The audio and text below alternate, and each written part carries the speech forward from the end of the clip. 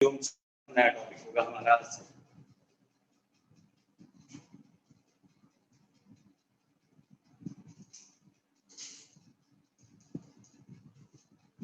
Climatology. Climatology का मतलब है जलवायु विज्ञान से मतलब है इसका। जलवायु विज्ञान हम पढ़ेंगे। जो आप देखते हैं आपका जो इन्वायरमेंट है या जो आपका एटमॉस्फेयर है, जिसको हम क्या कहते हैं, एटमॉस्फेयर दैट इज वायुमंडल, वो बारिश, हवाएं, बहुत सारी चीजें जो है जो जलवायु से संबंधित बातें हैं उनको इसके अंदर पढ़ेंगे। तो आप देखें इसके अंदर सबसे पहले हम आपका पढ़ेंगे वायुमंडल।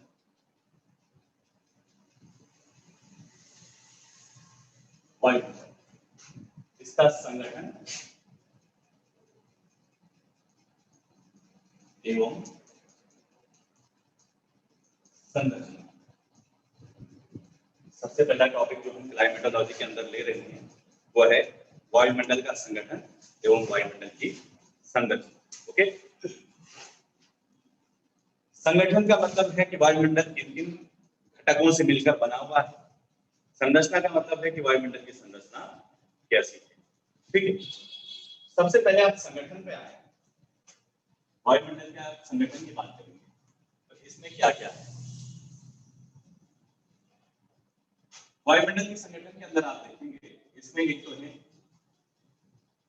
गैसों का मिश्रण।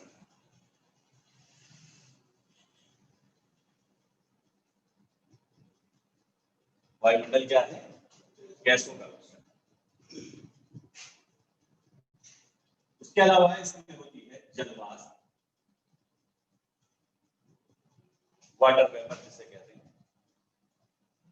उसके अलावा इसमें होता है आपके धूलकण, डस्ट पार्टिकल्स।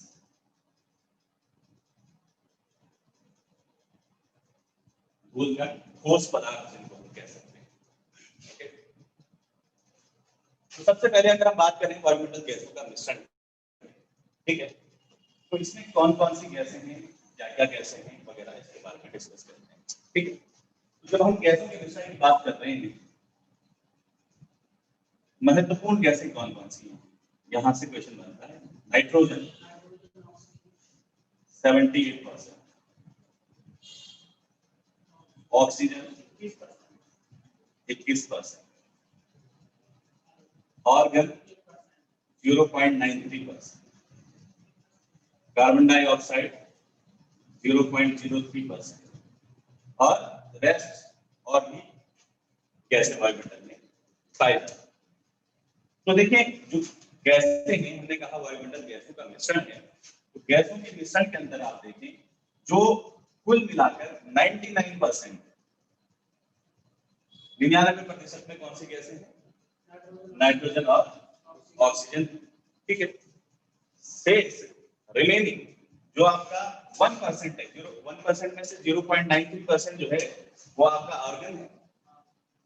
0.93 मतलब लगभग पूरा 1%, बचा 0.7 बचा, वो 0.07% में बाकी की आपकी गैसें। ठीक है, अब अगर हम बात करें कि नाइट्रोजन गैस हो या ऑक्सीजन गैस हो, इनका क्या क्या रोल है ना, क्या इनका भूमिका है। तो नाइट्रोजन गैस देखिए, नाइट्रोजन गैस गैसीय अवस्था में वो ना ही पादपों के लिए, पौधों के लिए, ना ही जंतुओं के लिए ग्रहणीय है। यानी जो जंतु और पादप हैं, एनिमल एंड प्लांट्स हैं, वो नाइट्रोजन को गैस के रूप में नहीं ले सकते। कैसे लेते हैं? वो लेते हैं नाइट्रोजन के यौगिकों के रूप में, नाइट्रोजन के कंपाउंड के रूप में, ammonia, nitrite, nitrate, in form में लेते हैं। ठीक है, और ये नाइट्रोजन बहुत महत्वपूर्ण घटक है। इस चीज का मैं आपको बता दूं, आपका शरीर में जो निर्माणकारी क्या इंपॉर्टेंस है मैं आपको बता रहा हूँ। आपके शरीर के निर्माणकारी तत्व किसे कहते हैं? Body building material of body कहते हैं प्रोटीन को। प्रोटीन इसको कहते हैं प्रोटीन को। शरीर के शारीरिक और मानसिक विकास के लिए, जो आपका मेंटल ग्रोथ होता है और शारीरिक जो विकास होता है, उसके लिए जो आवश्यक तत्व है वो क्या है? वो जो प्रोटीन। और प्रोटीन जो है वो अमीनो अम्लों के बहुलक होते हैं। आपने पॉलीमर्स पढ़े होंगे केमिस्ट्री में, बहुलक पढ़े होंगे। प्रोटीन अमीनो अम्लों के बहुलक। ठीक है, अब जो ये प्रोटीन है ये अमीनो अम्लों के बहुलक है। अमीनो अम्ल क्या है? अमीनो अम्लों का जो इंपॉर्टेंट घटक है वो है नाइट्रोजन। क्या है? नाइट्रोजन। नाइट्रोजन अमीनो अम्लों का इंपॉर्टेंट घटक है, यानी नाइट्रोजन प्रोटीन का मेन कंपोनेंट है। आपसे क्वेश्चन पूछा जाता है कि प्रोटीन का मेन कंपोनेंट क्या है, तो नाइट्रोजन। ये अब हमने कहा कि नाइट्रोजन जो है वो गैसीय अवस्था में नहीं ले सकते हैं। जैसे आप सांस ले रहे हैं तो आप ऑक्सीजन ब्रीथ कर रहे हैं, तो ऐसे आप नहीं ले सकते। कैसे लोगे फिर नाइट्रोजन के कंपाउंड में? अब गैसीय जो नाइट्रोजन है उस गैसीय नाइट्रोजन को नाइट्रोजन के कंपाउंड में, नाइट्रोजन के यौगिकों में परिवर्तित करना होगा।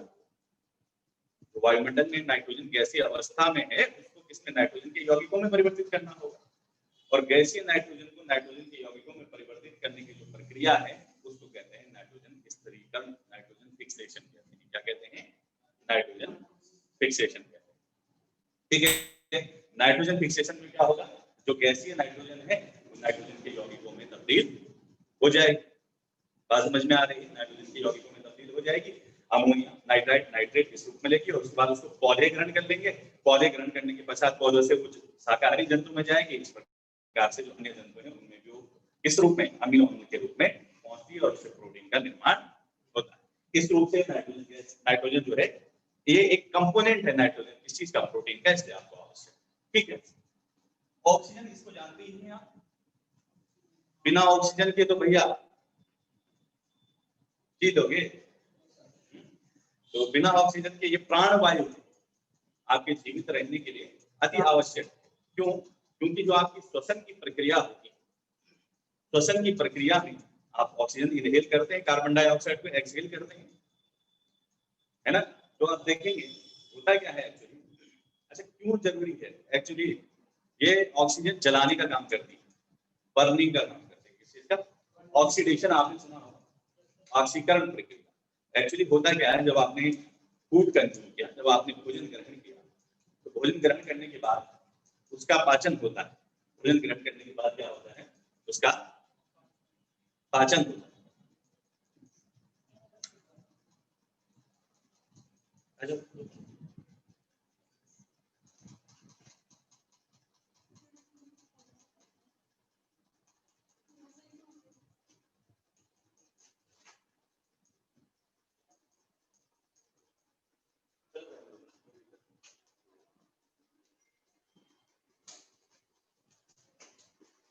ठीक है, हम क्या कहते हैं?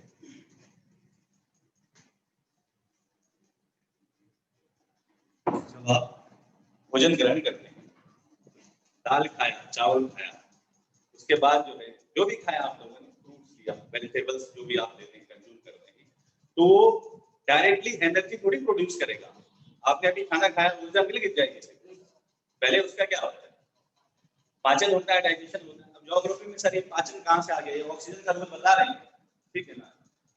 ये क्यों यूजफुल है, कैसे आपकी बॉडी के अंदर काम करती है? तो जब डाइजेस्ट हुआ तो आपने जटिल अणुओं के रूप में भोजन ग्रहण किया था, मोटे दाल, सब्जियां, फ्रूट। जब आपकी बॉडी में वो पाचन में जाता है, सिंपल फॉर्म में टूट जाता है। इसमें टूट जाता है सिंपल फॉर्म में, सरल अणुओं में टूट जाता है। जैसे ग्लूकोज इसमें कन्वर्ट हो जाता है ना? अब वो ग्लूकोज को क्या होता है? एब्जॉर्प्शन होता है और आपकी सेल्स वगैरह में जाएगा। अब जब वो ग्लूकोज है वो संचित ईंधन, वो क्या है? ईंधन है। अब ईंधन से ऊर्जा उत्पन्न करनी है तो उसको जलाना पड़ता है कि नहीं जलाना पड़ता? आपके पास कोयला रखा हुआ, कोयले को पहले जलाना पड़ेगा तभी तो ऊर्जा आएगी। नहीं समझ रहे हो बात को? समझ लेना। ओके, तो अब आपकी बॉडी में वो जो ग्लूकोज ईंधन की तरह है, उसको जलाने के लिए आपने सांस ली, सांस में ऑक्सीजन गया, ऑक्सीजन ने क्या किया? ग्लूकोज का ऑक्सीडेशन किया। C6H12O6 ग्लूकोज उसको तोड़ दिया किसमें? कार्बन डाइऑक्साइड एंड वाटर में तोड़ देता है ऑक्सीजन, ऑक्सीडेशन के फलस्वरूप, और इस प्रक्रिया में ऊर्जा मुक्त होती है। बात समझ में आ रही है? इसलिए ऑक्सीजन आपके लिए इंपॉर्टेंट, ठीक है। ऑर्गन आप जानते हैं नोबेल गैस है, इसके बाहर जो कोश है उसका अष्टक है, इसको बस ऐसे ही ध्यान रखें। कार्बन डाइऑक्साइड, अच्छा ये बताइए यूजफुल है या नहीं? ठीक है, सबसे पहले तो कार्बन डाइऑक्साइड किस चीज के लिए आवश्यक है? फोटोसिंथेसिस। किस चीज के लिए आवश्यक है? प्रकाश संश्लेषण की प्रक्रिया, प्रकाश संश्लेषण की प्रक्रिया जिसमें क्या होता है, जो हरे पादप क्या कार्बन डाइऑक्साइड और जल को ग्रहण करके सूर्य के प्रकाश की उपस्थिति में क्या करते हैं, जो सूर्य की ऊर्जा है, सूर्य की ऊर्जा को रासायनिक ऊर्जा में तब्दील करते हैं, यानी केमिकल एनर्जी, ग्लूकोज वगैरह बनाते हैं, उससे अपने भोजन का निर्माण आपने बचपन में पढ़ा होगा। यानी पादपों के लिए आवश्यक, किस चीज के लिए आवश्यक है, प्रकाश संश्लेषण की क्रिया के लिए आवश्यक। बात समझ में आ रही। दूसरा, ये कार्बन डाइऑक्साइड देखिए अपने सबसे अमाउंट में तो ये है कार्बन डाइऑक्साइड। दूसरा, अब इसका अगर हम देखें, नुकसान देखें, तो यदि कार्बन डाइऑक्साइड का जो मात्रा है वातावरण में वो उसके आदर्श स्तर से ऊपर हो जाए, यानी जितनी होनी चाहिए उससे ज्यादा हो जाए, तो ये फिर क्या हो जाती है, इसके नकारात्मक प्रभाव देखने को मिलते हैं, और ये ग्रीन हाउस इफेक्ट आपने सुना है, ग्रीन हाउस इफेक्ट, हरितगृह प्रभाव, ग्रीन हाउस इफेक्ट जिसको कहते हैं। ये कार्बन डाइऑक्साइड जो गैस है, ये ग्रीन हाउस गैस है, और भी ग्रीन हाउस गैस है वो इन्वायरमेंटल ज्योग्राफी में पढ़ाएंगे, लेकिन कार्बन डाइऑक्साइड उसके बारे में बता रहे हैं कैसे कैसे ग्रीन हाउस इफेक्ट उत्पन्न करती है। अब है क्या ग्रीन हाउस इफेक्ट, थोड़ा जान लें जरा। एक्चुअली समझिए, ये पृथ्वी की सतह है और ये सूर्य है, ठीक है। ये जो ग्रीन हाउस गैसें हैं, कार्बन डाइऑक्साइड के साथ अन्य भी जो गैसें हैं, वो क्या करती हैं, ये गैसें हमारे वायुमंडल में एक परत बना देती हैं। क्या बना देती हैं, एक लेयर बना देती है। ये लेयर क्या होती है, जो आगामी सौर विकिरण है उसके लिए पारगम्य होती है, लेकिन बाहिरगामी जो पार्थिव विकिरण है उसके लिए पारगम्य नहीं होती। अब इसका मतलब क्या है, देखिए सूर्य से जो प्रकाश आता है पृथ्वी को, वो शॉर्ट वेवलेंथ के रूप में आता है, लघु तरंग दैर्ध्य के प्रकाश के रूप में आता है। तरंग दैर्ध्य तुम समझते ही हो, दो श्रृंगों में या दो गर्तों के बीच की दूरी, या फिर दो संपीड़नों या दो विरोधनों के बीच की दूरी, वो तरंग दैर्ध्य है, उसको आप समझते हो फिजिक्स का टर्म। तो लघु तरंग दैर्ध्य की ये जो सूर्य का प्रकाश आ रहा है, इसके लिए तो ये ग्रीन हाउस गैसों की जो परत है वो क्या है, पारगम्य है, उससे होकर आ जाती है। लेकिन जब पृथ्वी से बहिर्गामी जाता है, जो बाहर जाता है पृथ्वी से वातावरण, लेकिन जितना प्रकाश पृथ्वी को मिलता है उतना ही वापस ही चला जाता है, इसलिए पृथ्वी का औसत तापमान नियत रहता है। लेकिन जो बाहर जाता है किस रूप में जाता है, हमने कहा दीर्घ तरंग दैर्ध्य के रूप में जाता है, और इस दीर्घ तरंग दैर्ध्य के प्रकाश के लिए पारगम्य नहीं होती। अब क्या होगा, ये जो हीट है वो पूरी कहां रह जाएगी, हमारे एटमॉस्फेयर में रह जाएगी नहीं, है ना। तो इसने आने तो दिया लेकिन जाने नहीं दिया इस परत में, समझ लेना। ऐसे ही आपका हरित ग्रह देखते हैं, हरित ग्रह का जो कांच होता है उससे सूर्य का प्रकाश आ तो जाता है लेकिन बाहर नहीं जा पाता, और ये जो प्रभाव है, इस प्रभाव को हम क्या कहते हैं, ग्रीन हाउस इफेक्ट। इसको विस्तार से हम आगे, बिल्कुल बिल्कुल बिल्कुल, ताकि वो रिएक्शन, ठीक है, ये वाला क्लियर है यहाँ तक। कार्बन डाइऑक्साइड में क्या है, अब ग्रीन हाउस इफेक्ट की बात आप जानते हैं, क्योंकि ये तापमान आपकी पृथ्वी के वातावरण में बना हुआ है, पृथ्वी के वातावरण में बने होने के कारण इससे पृथ्वी का तापमान दिन प्रतिदिन बढ़ रहा है, जिससे आपकी ग्लोबल वार्मिंग, वैश्विक समस्या उत्पन्न हो रही है, जिससे आपके ग्लेशियर पिघल रहे हैं। ग्लेशियर पिघलने के बाद नदियों का स्तर बढ़ रहा है, नदियों का स्तर, नदियों में पानी ज्यादा है और नदियां सागरों में जाएंगी, सागरों में वहां का जल का पानी बढ़ जाएगा, वहां का जो जल स्तर है वो बढ़ जाएगा तो जो सागर में द्वीप होते हैं, आइलैंड्स आप जानते हैं, वे द्वीप क्या हो जाएंगे, डूबेंगे, और वहां के जो निवासी या वहां के जो भी लाइफ है वहां की वो डिस्टर्ब हो जाएगी। ठीक है, फिर खैर वो बहुत बड़ा एनवायरमेंट का इशू है, उसको अलग से डिस्कस करेंगे। यहाँ पे कार्बन डाइऑक्साइड का रोल आप, ये बात समझ में आई आप लोगों को, यहाँ तक क्लियर है? ठीक है, एक तो हमने आपको बताया ये बातें, अभी लास्ट में नोट करा देंगे सारी।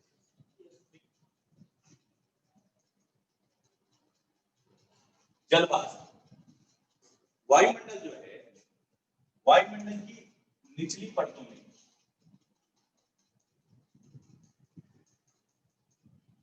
अभी हम जब स्ट्रक्चर पढ़ेंगे ना वायुमंडल का, ऊंचाई के अकॉर्डिंग, लगभग ऊंचाई में आकर देखें 15 किलोमीटर की हाइट तक जल वाष्प भी होती है, ठीक है। इस जल वाष्प की जो रोल है, भूमिका है, वो बहुत महत्वपूर्ण है। जल वाष्प का रोल क्या है, भूमिका क्या है?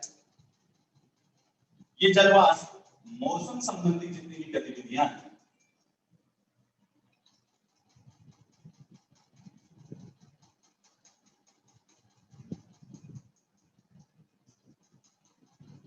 जैसे बादल बनना वगैरह, उसके लिए बहुत इंपॉर्टेंट है। जैसे जलवाष्प का जब संघनन होता है, संघनन की प्रक्रिया आप समझते हैं, संघनन किसे कहते हैं? कंडेंसेशन, संघनन।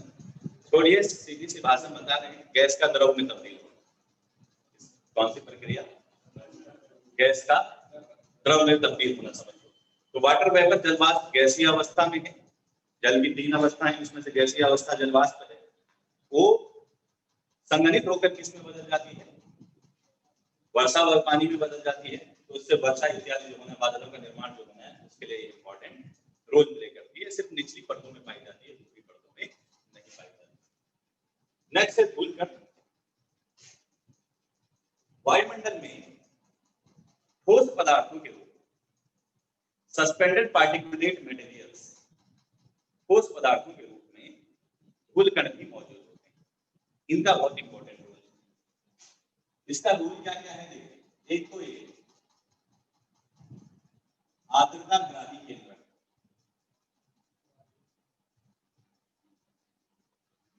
का कार्य करते हैं। किस चीज का कार्य करते हैं? आर्द्रता ग्राही केंद्र का कार्य करते हैं। अब ये आर्द्रता ग्राही केंद्र क्या है? हाइग्रोस्कोपिक न्यूक्लियस इंग्लिश में कहते हैं। तो आर्द्रता ग्राही केंद्र क्या है? जो ये जलवाष्प है ना, जो संघनन की प्रक्रिया है, उसके लिए एक मीडियम की आवश्यकता होती है। किसी चीज के ऊपर संघनन होता है, ऐसे हवा में नहीं, निर्वात में नहीं हो सकता। तो अब जलवाष्प का जब संघनन करना है, तो जलवाष्प का संघनन किसके ऊपर होता है? इन धूलकणों के ऊपर होता है। बात समझ में आई? आर्द्रता ग्राही केंद्र किस रूप में कह रहे हैं? क्योंकि जो जलवाष्प है उसका संघनन किसके ऊपर होता है? धूलकणों पर होता है। आर्द्रता ग्राही केंद्र का कार्य करता है। इसके अलावा ये क्या करते हैं? ये प्रकाश का परावर्तन, प्रकीर्णन, अपवर्तन, ये तीनों चीजें पढ़ी हैं आपने कॉलेज। प्रकाश का परावर्तन, अपवर्तन और प्रकीर्णन करते ही है धूलकण। ठीक है, ये क्या काम कर रहे हैं धूलकण वहां पे, वो मैंने आपको बताया। ठीक है, और ये देखिए आपसे यहाँ से क्वेश्चन पूछा जाता है, ये जो आपका आकाश है, आकाश का रंग नीला क्यों दिखाई देता है? क्यों दिखाई देता है? प्रकीर्णन के कारण। किसके कारण? प्रकीर्णन के कारण। अपवर्तन और परावर्तन के कारण नहीं, किसके कारण? प्रकीर्णन। अच्छा, सूर्यास्त के समय जो लालिमा दिखती है ना, जब सूर्य अस्त होता है तो उस टाइम रेडिश दिखता है, लाल दिखता है। उसका कारण क्या है? उसका कारण भी प्रकीर्णन ही है। उसका कारण भी प्रकीर्णन ही है। इस बात को समझ जाएं, यहाँ से आपसे प्रश्न। ठीक है सर, इसको जो अभी पॉज कर देना, एक्चुअली जब मैं लिखाऊंगा तो उस टाइम पॉज कर देना। बोल्ड में एक्सचेंज जाता है, परिवर्तन आता है। ठीक है, कैसे इसको हम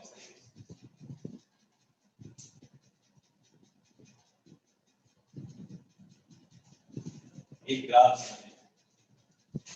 या आपकी पृथ्वी है माना,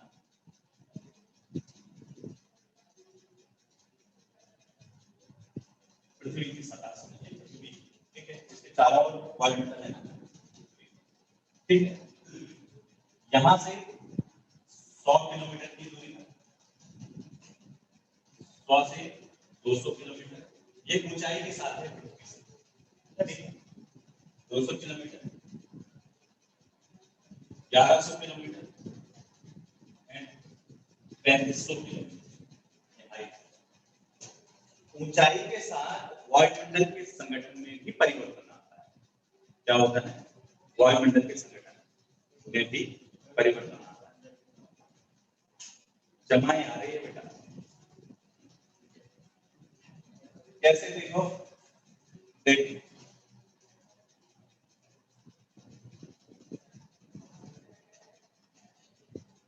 इसको इस तरीके से समझो। तो पृथ्वी सतह से, पृथ्वी से 100 किलोमीटर की ऊंचाई तक, कितने तक? 100 किलोमीटर की ऊंचाई तक गैसों का जो नियत अनुपात है, गैसों का जो सापेक्ष अनुपात है एक दूसरे के साथ जो उनका अनुपात है वो नियत रहता है।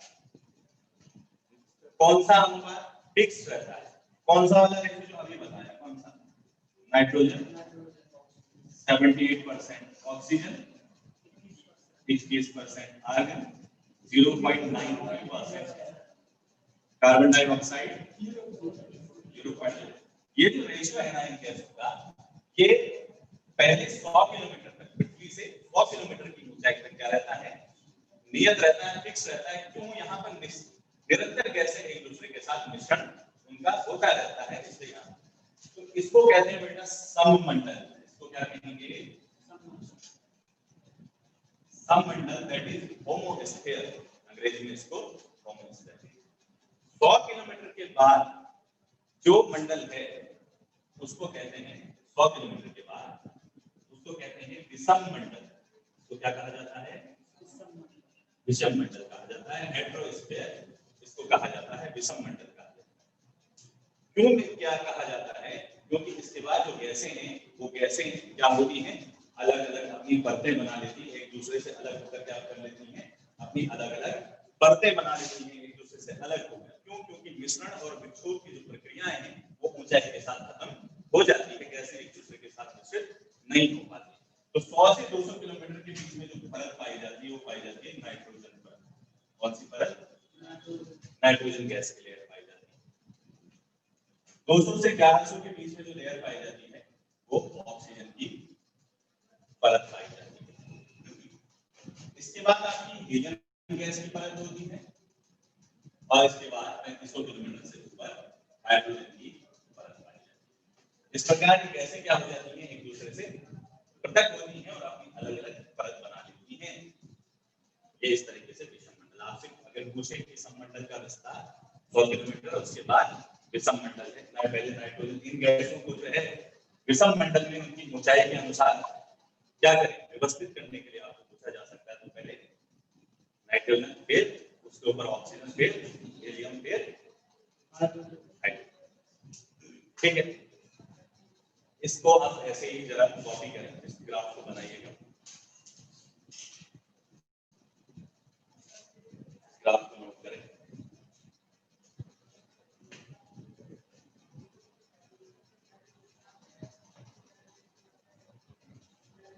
फटाफट से कॉपी करें।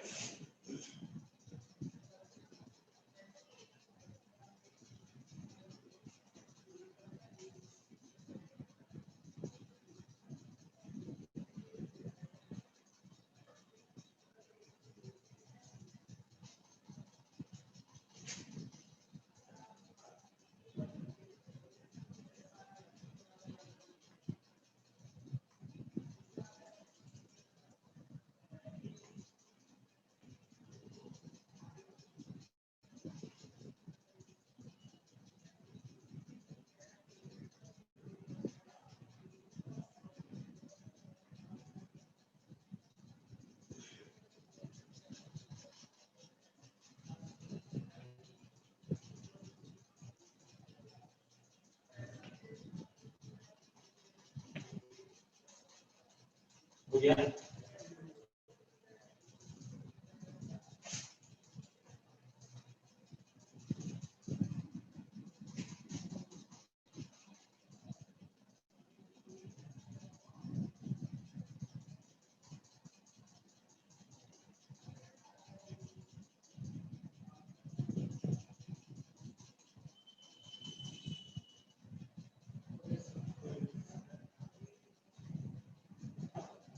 अब चलते हैं पॉइंट।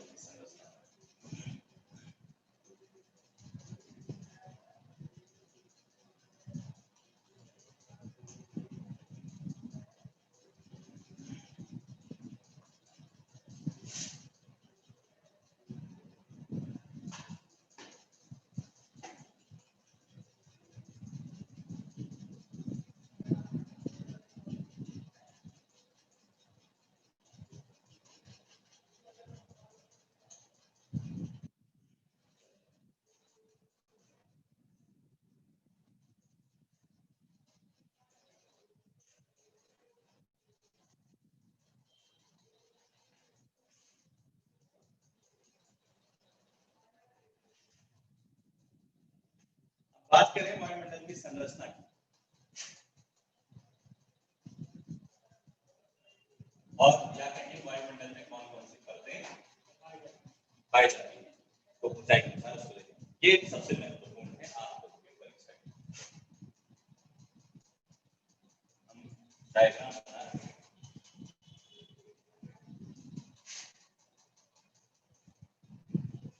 अगर मैंने यहाँ पे लिखा है 0 डिग्री, तो इसका मतलब है इक्वेटर, विषुवत रेखीय क्षेत्र, 0 डिग्री अक्षांश, जिसको हम भूमध्य रेखा कहते हैं, पृथ्वी के बीचों बीच से जो गुजरती है। ठीक है, पहली क्लास में पढ़े होंगे, है ना।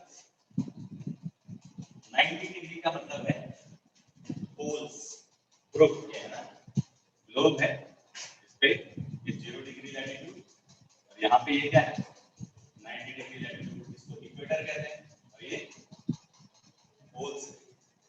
ठीक है, पृथ्वी में जब आप ग्लोब पे देखेंगे, है ना, तो आप देखिए उसके अनुसार अपन की परतों को हम बनाएंगे।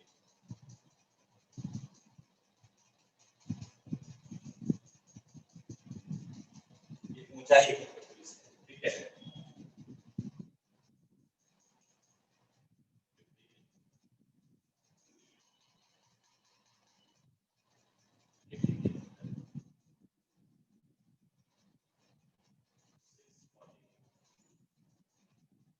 ये हाइट के अकॉर्डिंग जो वायुमंडल की परतें हैं उनकी ऊंचाई के अनुसार। वायुमंडल की जो सबसे निचली परत है बेटा, इसको कहते हैं क्षोभ मंडल। क्या कहते हैं? ट्रोपोस्फियर को क्या कहते हैं? क्षोभ मंडल। और ये इसकी जो ऊपरी सीमा है इसको क्षोभ सीमा कहते हैं। ठीक, इसको कहते हैं समताप मंडल। क्या कहते हैं बेटा? समताप मंडल। समताप मंडल के बाद आपका आता है मध्य मंडल। क्या आता है? मध्य मंडल 50 से। इसके बाद आयन मंडल। इसके बाद क्या है? इससे चलता है आयन मंडल। और इसके बाद की जो है उसको क्या कहेंगे? बहिर्मंडल। क्या कहते हैं? जो सबसे बाहर है ऊपर, उसको बहिर्मंडल। ठीक,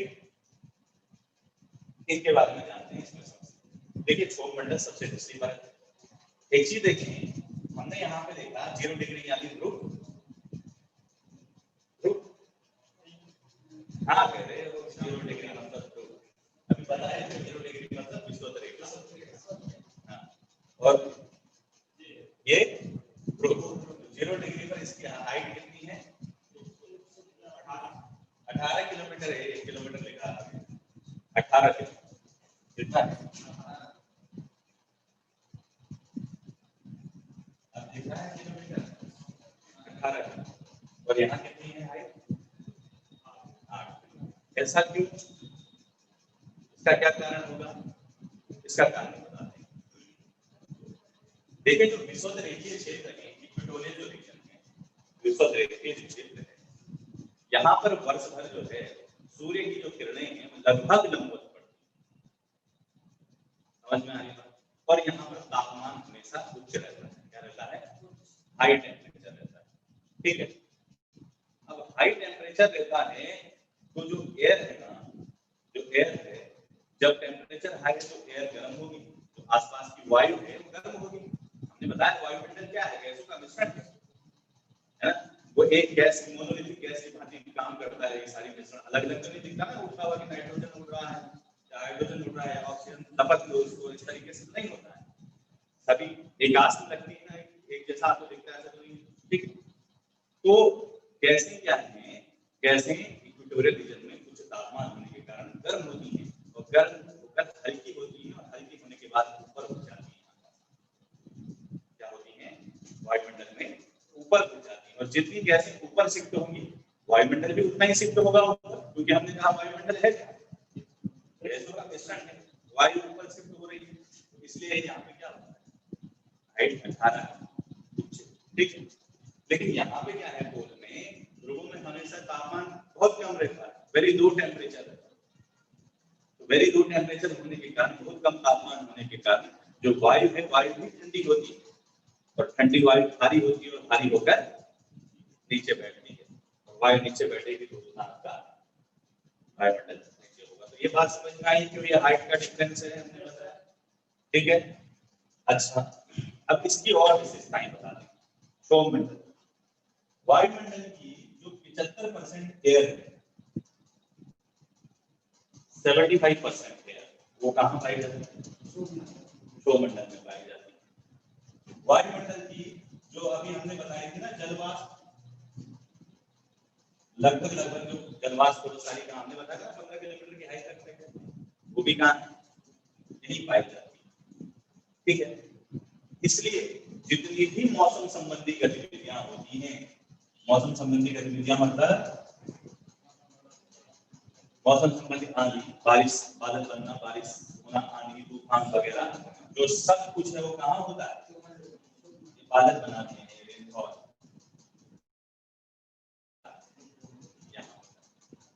बात समझ में आ रही है? सौरमंडल की एक और प्रमुख विशेषता मैं आपको बता देता हूँ, वेरी इंपॉर्टेंट। आपसे क्वेश्चन पूछे कि जब सौरमंडल में ऊपर जाओगे ऊंचाई के साथ तापमान पर क्या फर्क पड़ता है, तो यहाँ की विशेषता है, इसको कहते हैं सामान्य ताप पतन। सामान्य ताप पतन दर, यानी तापमान के गिरने का रेट, इंग्लिश में कहते हैं नॉर्मल लैप्स रेट, ठीक है। क्या होता है जब आप सौरमंडल में 165 मीटर की ऊंचाई पर जाते हो, सौरमंडल में क्या किया, 165 मीटर की ऊंचाई पर गए, हाइट पर गए, तो आपके टेम्परेचर में 1 डिग्री सेल्सियस की कमी आती है। कितनी कमी आती है? 1 डिग्री सेल्सियस की कमी आती है। वेरी इंपॉर्टेंट, ध्यान रखिएगा। सौरमंडल में 165 मीटर की ऊंचाई पर जाने पर तापमान में कितने डिग्री की कमी आती है? 1 डिग्री की कमी आती है, जिसे क्या कहते हैं? सामान्य ताप पतन दर कहते हैं। इसको ध्यान रखिएगा, आगे जब हम वर्षण वगैरह पढ़ेंगे, बारिश वगैरह पढ़ेंगे, तो वहां पे आपको काम आना चाहिए, ठीक है ना। इन चीजों को ध्यान रखेंगे।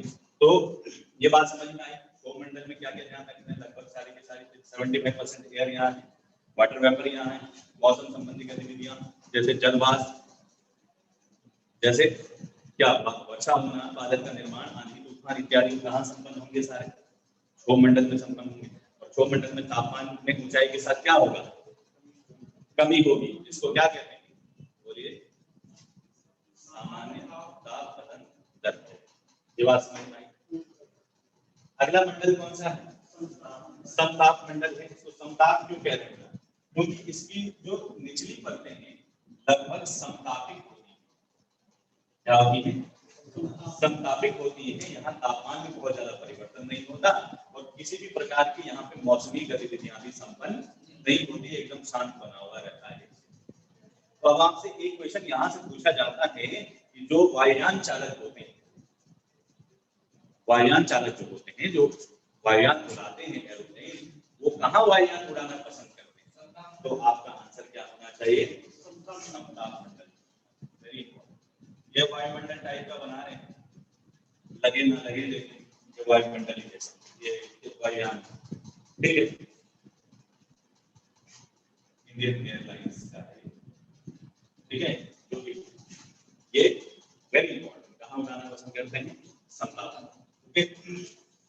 लेकिन समताप मंडल की ऊपरी सीमा लगभग 30 किलोमीटर के बाद, कितने किलोमीटर के बाद? 30 किलोमीटर के बाद तापमान में वृद्धि हो जाती है। अचानक क्या हो जाता है? तापमान में वृद्धि हो जाती है। उसका कारण यहाँ क्या? यहाँ पर एक गैस की लेयर पाई जाती है। कौन सी गैस है? O3। O3 की कौन सी गैस होगी? Ozone gas. कौन सी गैस? ओजोन गैस की उपस्थिति होती है। ये ओजोन गैस क्या करती है? ये जो सूर्य से आने वाली पराबैंगनी किरणें हैं, उन पराबैंगनी किरणों को अवशोषित करके उनको पृथ्वी पर आने से रोकती है, ठीक है। वो पराबैंगनी किरणें क्या करेंगी? उनको पृथ्वी पर आने से रोकती है, जिसके जो है नकारात्मक प्रभाव हो सकते हैं, इसलिए जो है उसको रोकती है। वेरी इंपॉर्टेंट, क्योंकि वो अल्ट्रावायलेट रेज जो है पराबैंगनी किरणें, उसका जो हीट है वो हीट कहाँ पूरा यहाँ रह जाता है? इसकी अपर लेयर में रह जाता है, जिससे यहाँ पर तापमान में वृद्धि हो जाती है। बात समझ में आई? मध्य मंडल में ऊंचाई के साथ तापमान में कमी आती है। फिर से जैसे जैसे हाइट हो जाओगे तो क्या होगा, टेम्परेचर।